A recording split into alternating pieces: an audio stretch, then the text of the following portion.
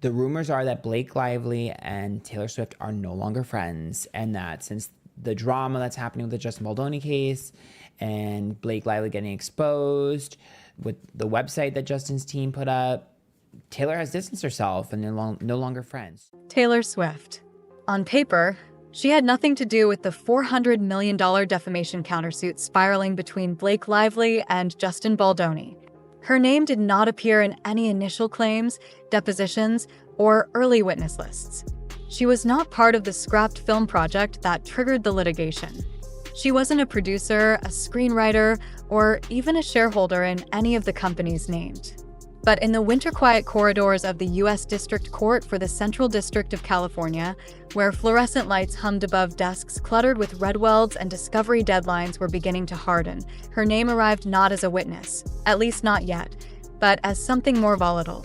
Taylor Swift was officially brought into the fold, and obviously she wrote a song that was in It Ends With Us, but up until this point, it was all just kind of murmurs and rumors connected to her alleged best friendship with Blake Lively. Who knows if they're actually even best friends anymore? Her name was the match dropped into a powder keg. The fuse was lit by a late-night affidavit filed by Justin Baldoni's legal team, and what it contained seemed, at first, almost too implausible to be strategic, a claim that Lively's attorney had reached out to Swift, pressuring her to make a public show of support or else risk the release of 10 years' worth of private communications. The demand wasn't framed as a threat, per se, but the implication, said the affidavit, was obvious and coercive. Those who read it saw not just a legal maneuver, but a personal betrayal weaponized into legal ammunition.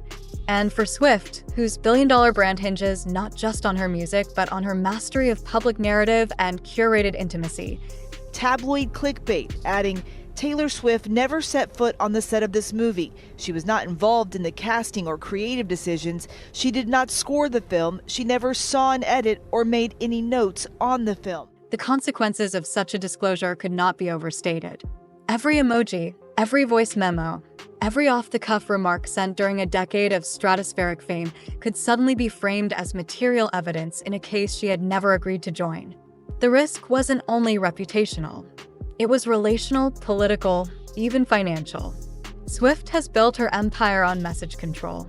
Being involuntarily dragged into a lawsuit that threatened to spill her private archive onto the public record was not just inconvenient, it was radioactive. In the days following the filing, insiders close to Swift's management team scrambled behind the scenes. According to one person familiar with internal discussions, there was palpable fury inside the Swift camp. You know, Jake, it's no accident that they brought her into this. The scenario planning document I mentioned from August of 2024 mentions one of the things they planned to do was to plant stories discussing the weaponization of feminism, including how people in Blake Lively's circle, specifically Taylor Swift. She felt blindsided, the source said, not just because she was named, but because of how deliberately it was done. Blake knew what that kind of exposure could mean. They were friends. That wasn't supposed to happen. The subpoena that followed was procedural in form but symbolic in function. Delivered to Swift's legal counsel with little fanfare, it demanded the production of any communications between her and Blake Lively that could be relevant to the countersuit: emails, texts, social DMs, even iCloud backups. Though her team was quick to challenge its scope and timing, the very existence of the subpoena shattered the illusion that Swift could remain neutral, protected by celebrity gravity alone. She was now entangled, and not by choice. Just when I thought the Blake Lively versus Justin Baldoni case couldn't get any messier, it did, and again, it involves Taylor Swift. So not only did Justin Baldoni's legal team subpoena Taylor Swift, which her team is actively fighting against because she literally has nothing to do with the case. And yet, there was no statement from Swift. No Instagram story. No tweet. Her silence, though strategic, spoke louder than a denial. To the legal world, it signaled caution. To her fans, it hinted at quiet disapproval. To Blake Lively, if the source close to Swift is to be believed, it marked a definitive turning point. The warmth that had once defined their friendship, public vacations, shared birthday tributes, matching red carpet laughs, had gone cold. Not a text, not a call, just silence, the insider said. Rule number 1, do not try to extort Taylor Swift because she just threw Blake Lively right under the bus and then drove back one more time. So Blake Lively and her husband Ryan Reynolds were accused of trying to extort Taylor Swift. Blake asked her to delete text messages, allegedly, and they also allegedly threatened to out 10 years of text messages. That kind of freeze-out doesn't happen by accident. Not in Taylor's world. Whether or not Swift ever takes the stand, she has already become the case's most pivotal figure. Not because of what she's done, but because of what her silence now implies. In this courtroom saga where leverage is currency and perception is power, her refusal to play along might be the most damning indictment yet. The filing, submitted just after midnight on February 15th, landed like a whisper campaign turned into affidavit. The document, signed under penalty of perjury and filed with the austere seal of the U.S. District Court, did not shout, but it didn't need to. Its power lay in its restraint. A sworn declaration from Baldoni's formidable attorney, Brian Friedman, a litigator whose client roster reads like a Hollywood power index, quietly detonated in the docket. Blake Lively's threatening my daughter, Taylor Swift, that if she doesn't speak out on Blake Lively's behalf, that Blake Lively's going to retaliate. Within its measured paragraphs was an allegation so precise, so deeply personal, that it felt designed not just to escalate litigation, but to fracture alliances. The claim was not shouted from a press conference podium or leaked to TMZ. It arrived, instead, through formal legal channels, cloaked in the dry, declarative tone of procedural decorum. But the contents were cinematic, a source closely linked to Taylor Swift, unnamed, but described with the kind of specificity that invited speculation, had reached out to Friedman on Valentine's Day. During a 1-hour phone call, the source relayed a disturbing account that Blake Lively's attorney, Michael Gaudiodel, had called Jay Baldridge, Taylor Swift's own counsel at Venable LLP, to ask for a public statement from Swift. Not just any statement, one that would frame her allegiance clearly, publicly, and unequivocally with Blake. Are potentially witnesses in the case. And so, those are things that we need to look into. Those are things to see, what in addition to what we know already, we need, and then to move forward and obtain that discovery. There's a short leash on how far we can go. But what turned an awkward ask into a headline-making allegation was what came next. According to the affidavit, the call wasn't merely a plea for help from a friend entangled in a public scandal. It was laced with an implied threat. If Swift did not comply, if she failed to make the gesture of loyalty, Lively would release 10 years' worth of their private messages. What exactly those messages contained, no one knew. But the mere invocation was powerful enough to conjure dread. In the age of screenshots, context collapse, and instantaneous outrage, 10 years of unfiltered correspondence between two of the world's most watched women could mean anything or everything. Strategic venting, career commentary, private jokes that, read in the harsh light of public scrutiny, could be spun into controversy. Friedman didn't speculate. He didn't have to. He simply included the quote, cited the date, and let the implication hang. The response from Lively's legal team was swift and furious. In a sharply worded letter to the court, they called Friedman's filing hearsay, inflammatory, and scandalous. The attempt to introduce it into the record, they argued, was nothing more than an effort to abuse the court's docket for media manipulation. But their rebuttal, however technically sound, did little to blunt the impact of the original claim. In legal circles and PR war rooms alike, the question wasn't whether it was admissible. It was whether it was true. By morning, the court of public opinion had already begun its deliberation. Online sleuths dissected every detail. Why Valentine's Day? Who was the unnamed source? What was in those texts? And perhaps most damningly, if this was false, why would Friedman, a man known for navigating billion-dollar disputes with surgical caution, sign his name to it under penalty of perjury? Within hours, the filing was being circulated among Hollywood agents, studio execs, and reputation managers. It's not just about Blake and Justin anymore. One entertainment attorney texted a colleague, according to someone with access to the conversation. This didn't just come from him, it came from Blake. Blake basically threatened him and said that she had dragons on her side, these fire-breathing dragons. That was Taylor Swift. Now it's about Taylor's archive. And that's a war nobody wants. For Swift, whose brand is precision engineered to balance authenticity with control. The idea that her private archive could be weaponized without her consent felt like a red line crossed. And for Lively, who has long cultivated an image of polished ease and self-aware charm, the accusation threatened to expose something far more calculating behind the curtain. The affidavit was not, as some assumed, a moment of strategy gone too far. It was a turning point. The battle was no longer just legal, it was narrative. And Friedman, whether by instinct or design, had introduced a plot twist that could not be undone. By the morning after the affidavit was filed, the oxygen had already been sucked out of newsrooms across Los Angeles and New York. Editors scrambled to verify the chain of events.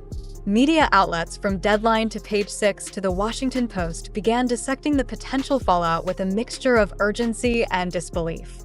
The headline practically wrote itself: Taylor Swift dragged into Blake Lively lawsuit over alleged threat to leak texts. It was the kind of story that collapsed the boundaries between entertainment gossip and institutional crisis, an intersection where stardom collided with legal liability. Swift's team, no strangers to public storms, moved with calibrated precision. A spokesperson issued a rare and surgically worded statement. The subpoena served to the singer was, in their words, a publicity stunt, an opportunistic maneuver designed not for truth-seeking but for spectacle. Swift had, they reminded the press, no creative involvement in the film at the center of the lawsuit aside from licensing her song My Tears Ricochet.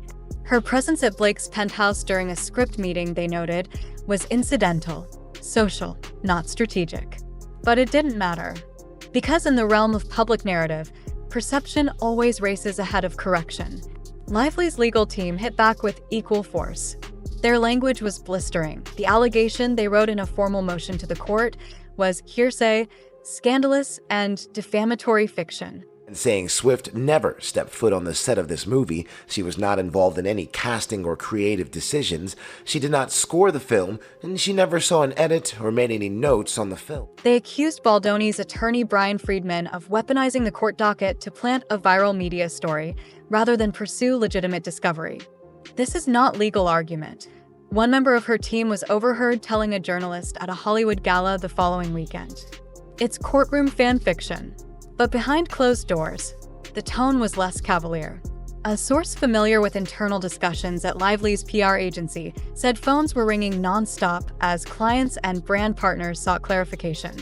Nobody wants to wake up and find out their ambassador is being accused of threatening Taylor Swift, the source said. It's reputational nuclear fallout.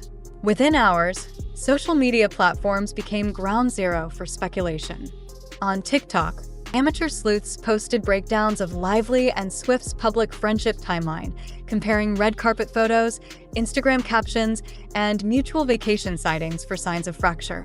On Reddit and X, threads exploded with theories about the content of the alleged text archive, ranging from casual celebrity commentary to messages that could hypothetically disrupt billion-dollar brand deals.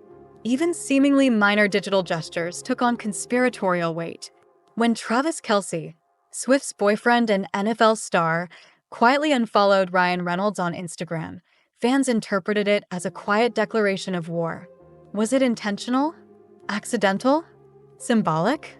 Theories bloomed in the vacuum left by silence. In corporate boardrooms, the ripple effects were even more sobering. Executives at luxury brands and streaming platforms began reevaluating Lively's viability as a long-term partner.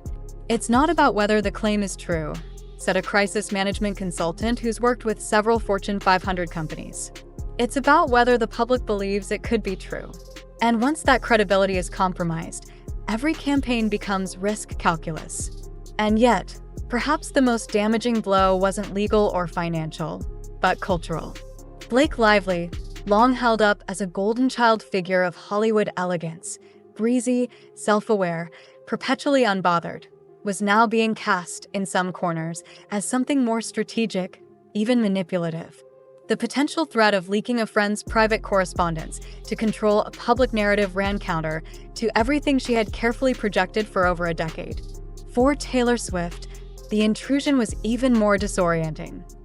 Regina George by getting rid of her minions, getting rid of the things around her. Like there's that like, we're removing people. So one, I think that's literal, as in Taylor's ops are going after her friends. Regina George is Taylor, so Gretchen Wieners, which is Blake, is being targeted. Known for fiercely controlling her own story through lyrics, documentaries, and social media, being involuntarily yanked into someone else's drama cut deeply against the grain of her post-#MeToo, post-Spotify, post-Scooter Braun brand of self-possession. No court ruling had been issued. No texts had been released. And yet, the mere suggestion of coercion, of private trust leveraged for public salvation, was enough to fracture the story wide open. And in the world of elite celebrity, where silence is often the only real currency, the noise was deafening. Blake Lively accusing Baldoni of unprofessional conduct during the ill-fated production of It Ends With Us, and Baldoni countering with a scorched earth defamation suit, was suddenly redefined. It was no longer just a legal brawl. It was a test of alliances in a deeply interconnected Hollywood ecosystem where celebrity, branding, and loyalty bleed into litigation strategy. At first glance, the case had seemed to follow a familiar arc. A film adaptation that imploded midstream, personal grievances spilled into public record, and competing narratives about what happened behind the camera. Lively's team painted Baldoni as a producer who let creative disagreements fester into dysfunction, allegedly sidelining her input, mismanaging the script, and creating a toxic atmosphere on set.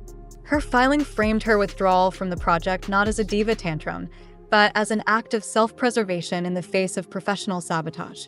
Baldoni, in response, launched an audacious $400 million defamation and extortion countersuit that read like a manifesto. In court filings, he claimed Lively had manufactured chaos and orchestrated a whisper campaign that torpedoed both his reputation and the commercial viability of the film. The language was weaponized, the stakes sky high. And yet, until mid-February, it was still a battle of he said, she said, contained, if barely, within the traditional bounds of legal dispute. But the moment Taylor Swift's name surfaced in a sworn declaration linked, however indirectly, to a possible threat of emotional blackmail, the temperature of the case changed entirely. Now Justin Baldoni's legal team has claimed that they have received insider information from an, and I quote, source who is highly likely to have reliable information, that Blake Lively apparently asked Taylor Swift to delete text messages. It shifted from industry gossip to a kind of Hollywood Cold War, where the case became a proxy battle for the deeper tensions roiling beneath the surface of A-list alliances.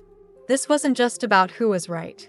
It was about who stood with whom, and who was willing to burn a friendship to the ground to win a legal war. In Hollywood, loyalty isn't just personal, it's contractual.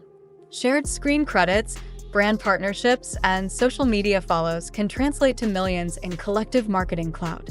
When one star's name appears in a lawsuit involving another, it's not just tabloid fodder. It's a high-stakes disruption to an ecosystem built on carefully curated proximity. The Swift-Lively friendship had long been viewed as a model of celebrity sisterhood, wholesome, loyal, built on years of private vacations and mutual social media praise. To see even the possibility of that bond being leveraged in litigation sent a shudder through the entertainment establishment. What other friendships were in truth transactional? What other text threads could be mined for courtroom advantage? Where did private affection end and strategic alliance begin? Suddenly, agents were taking second looks at client relationships. Publicists began rehearsing crisis scripts. PR strategists warned clients that unrelated legal battles could become radioactive if their names appeared in filings, however peripherally. This isn't about guilt or innocence anymore, said one Beverly Hills-based attorney who represents multiple actors with endorsement deals tied to moral clauses. It's about who's considered a liability. The legal ramifications were already profound. Discovery requests widened. Subpoenas multiplied. Swift's team, blindsided, filed a motion to quash, arguing the inclusion of her name was gratuitous and irrelevant. But from a strategic standpoint, Baldoni's team had already won the skirmish. They had changed the narrative. This was no longer a disgruntled actress feuding with a producer. This was a scandal with radiating tendrils, touching one of the most powerful women in music, sending ripples through fandoms and corporate boardrooms alike. The suit had effectively collapsed the wall between Hollywood's polished surface and its messier, off-camera realities. And in doing so, it exposed a brutal truth, that in the age of parasocial connection and billion-dollar celebrity brands, no relationship is immune from becoming evidence.